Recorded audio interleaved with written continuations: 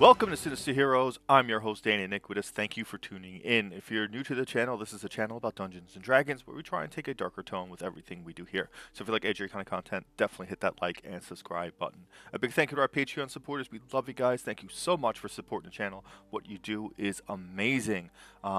With that being said, we're going to jump into this week's video.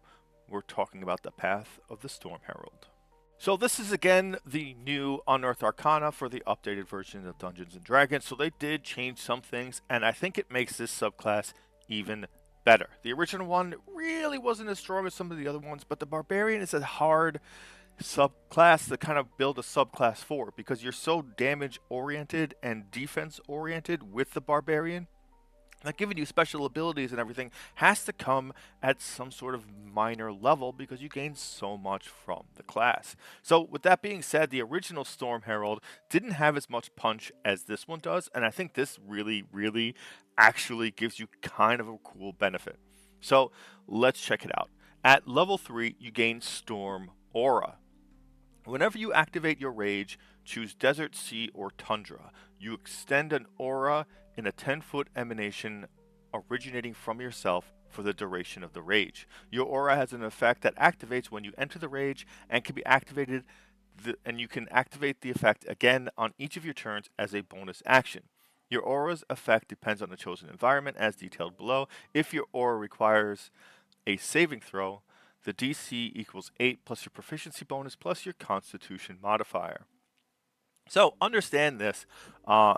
It does limit what you do with what weapons you choose and have, because this will take your bonus action every turn when you rage. So be very mindful of that. That's probably the biggest drawback for the Storm Aura. So the first one is Desert. When this effect is activated, roll a number of d4s equal to your rage damage bonus and add them together. Each creature in the aura must succeed on a dexterity saving throw or take fire damage equal to the number rolled. You can choose one creature you can see in your aura to automatically succeed on the saving throw. Now, 2d4 doesn't sound like a lot at level 3, but it is actually a lot at level 3. It's equal to a d8, which is an extra longsword attack if it's not being used with two-handed or a rapier. It's additional damage, and that d4 goes up as you hit different tiers within the Barbarian.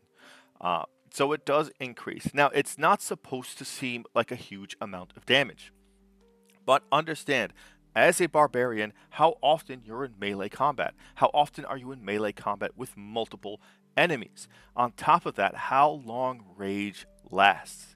Now, granted, they do have to fail a saving throw, but it is also based on your constitution modifier. As a Barbarian, that's one of your more important stats. So this actually makes it very easy to keep your ability scores in check, because you can have your base stats for like dexterity, wisdom, intelligence, and charisma, and just focus on strength and constitution, and you'll be extremely effective with the Storm Herald.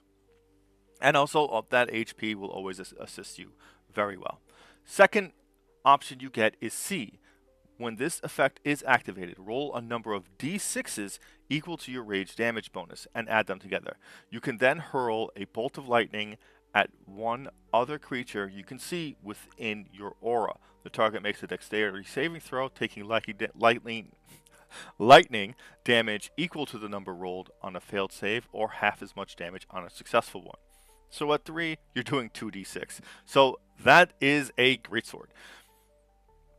And if they fail, it's a scimitar.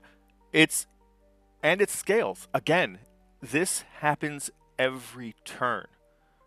So as long as you are within 10 feet of an enemy, you can make this happen.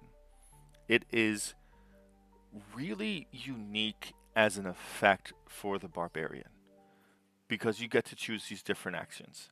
Now, Tundra, this is a very different one, which I think is really interesting. When this effect is activated, roll a number of d4s equal to your rage damage bonus. Add them together. You can choose one other creature you can see within your aura to harry with icy spirits. The target must succeed on a strength saving throw, or it subtracts the number rolled from the next damage roll it makes before the start of your next turn. That is really, really interesting. Because that, if you're fighting one person, that's a big damage reduction. If it's just you and some other person, like one big monster that your whole team is fighting, yeah, go Tundra and keep dropping that damage down. Because that will help you on multiple levels. So that's like, say it rolls 10 and you rolled 2. So that's now 8 points of damage going through. If that damage is slashing, piercing, and bludgeoning, that is now 4 points of damage. That is pretty substantial in the amount of damage that you're taking from an attack. That could have been significantly more. It adds and it's cumulative. It scales with you. So you can keep putting this on and putting this on as long as they fail that saving throw. And it's a very great debilitating status effect on enemies that just attack. And again, you have this on for the entire duration of your rage. Maybe you're strategic and maybe your concern is more so protecting other people than it is dealing out that damage. So you gotta run up, someone's running up on your wizards or your sorcerers. You could run up to them, and if they fail that strength saving throw, now they're doing significantly reduced damage. Now, those wizards and sorcerers who might be channeling a spell that you need to keep up have a better chance of succeeding on that. And that happened because of you. As a defensive maneuver, that's really creative. At level 6, you gain Storm Soul. The storm grants you the benefits even when your aura isn't active. The benefits are based on the environment you choose for your storm aura the last time you entered your rage. Desert. You gain resistance to fire damage. As a magic action, you can touch a flammable object that isn't being worn or carried by anyone else and cause that object to start burning. Sea. You gain resistance to lightning damage and you can breathe underwater. You also gain a swim speed equal to your speed. Tundra. You gain resistance to cold damage. As a magic action, you can touch water and turn 5-foot cube of it into ice, which melts after a minute. This action fails if a creature is in the cube. Yeah, I like how they had to specifically put that in. You can't encase somebody in ice, though that would be pretty amazing. Understand, you can maybe push them underwater and then turn the top of that water into ice. That might work. But again, there's plenty of ways to drown people that don't require this. But it is creative depending on the scenario you're in, depending on who you have in your party, what items you might have, and what circumstances you find yourselves in. Each one of these has their benefits. On top of that, you are getting a free resistance based on whatever it is you want. If you're in an area where you're in a desert climate or something, or you're fighting flame salamanders, or you're in a volcano, yeah, this would be really, really beneficial. Though, when you activate your storm aura, you might want to do something else because the fire damage is probably not worthless. But defensively, this might be worth the benefit, especially considering the other circumstances you might have. Now, at level 10, you get Shielding Storm. You can use your Mastery of the Storm to protect others. Each creature of your choice within the Storm aura has the damage resistance you have for the Storm Soul feature, which is great, because you can only pick a select few to avoid the effects of it. So maybe you have to have Desert on, and maybe you have to use it, and maybe 2 of your party members are frontliners, and they're right there with you. You know, it's kind of one of those things. Are you that guy? Do you want to be that guy? Maybe it's crunch time. Maybe it's time to go heavy or go home, and you need to do it right now, otherwise everyone's going to die. Sometimes you got to take those chances. Just saying, it might be a benefit to you in certain circumstances. At level 14, the capstone ability, you gain Raging Storm. The power of the storm you channel grows mightier, lashing out at your foes. The effect is based on the environment you choose for your storm aura.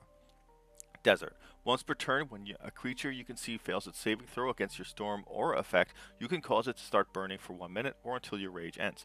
A burning creature takes an extra 1d4 fire damage at the start of each of its turns. So when the effect happens, it'll take whatever d4, and then it'll take this d4 additional.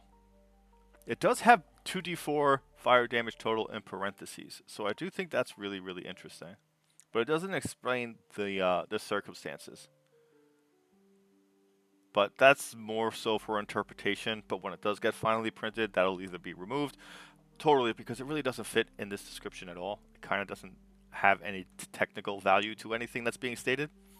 But that will be corrected. Again, it's Unearthed Arcana, so this stuff kind of shows up from time to time. For C, whether the target fails or succeeds on its saving throw of your storm aura effect, a bolt of lightning leaps from the target to another target of your choice, which must be within 30 feet of the first target. The new target makes the same dexterity saving throw as the first target. It's going to take the same amount of damage, so that is a very creative thing that you can do, kind of chaining the lightning, which is a great way to do additional damage to multiple enemies. Tundra.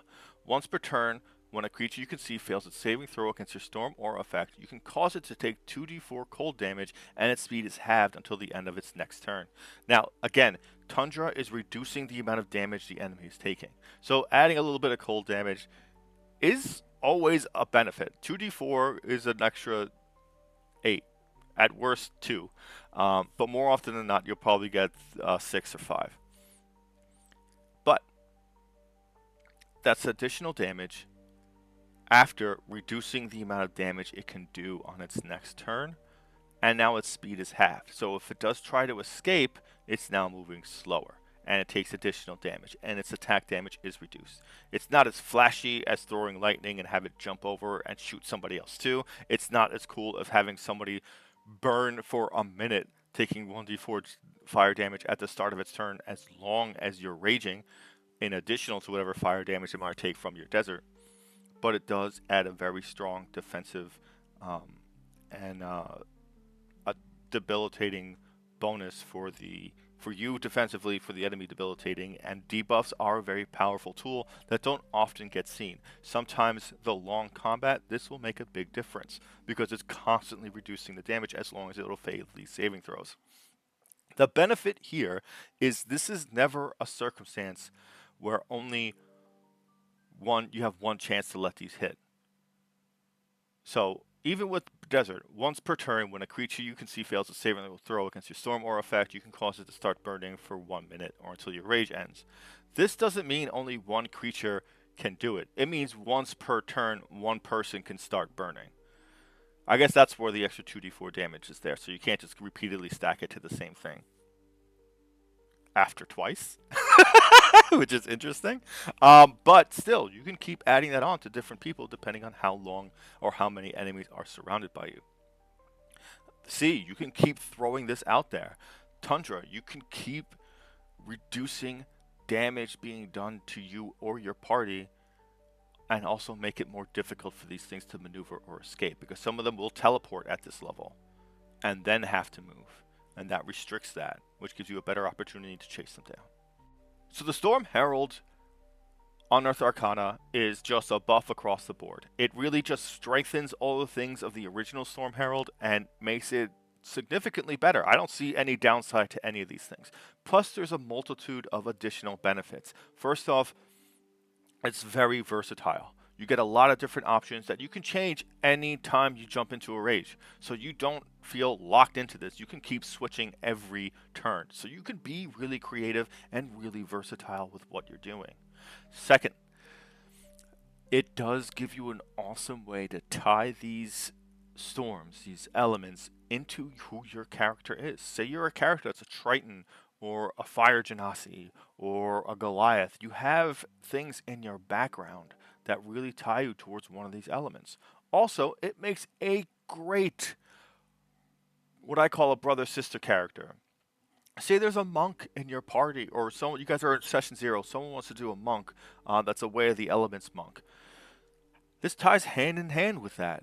You could be twin people from the same school, like, or rival students, trying to master each different versions of elemental focus in combat, and you can kind of really pour that into yourself as in your character and build a great concept and a great focusing point for a narrative.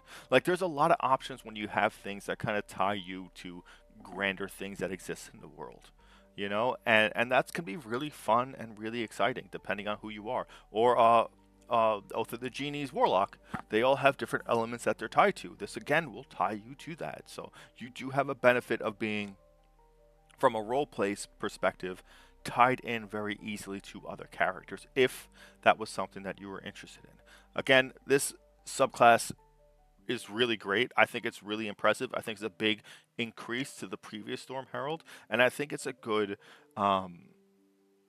insight into what they're planning to do with the future of the Barbarian, because it is kind of just embracing that brutality of it and understanding that if you want to stop a Barbarian, it's not going to be fights, it's not going to be melee damage, it's not going to be elements, it's going to be save or suck spells, it's going to be debilitating them, it's going to make it so that way they can't attack, it's going to be mind control, it's going to be paralysis things, it's going to be slow, it's going to be things like that that really stop a Barbarian, not just hitting it with things. And I think this kind of brings that to the forefront and just kind of accepts that's who we want as the Barbarian, and that's who they're building towards, which is really, really great. So, if you made it this far into the video, thank you so much.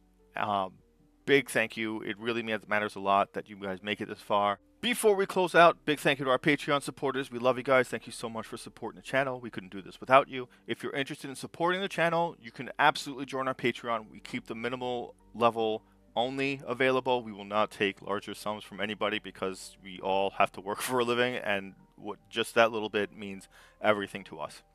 So if you absolutely can help us out, help us out. A big thank you to our good friends at Critical Failures. We're now doing monthly one-shots, so there will be one coming up later this month. And thank you so much for giving a Spooky Kid a chance.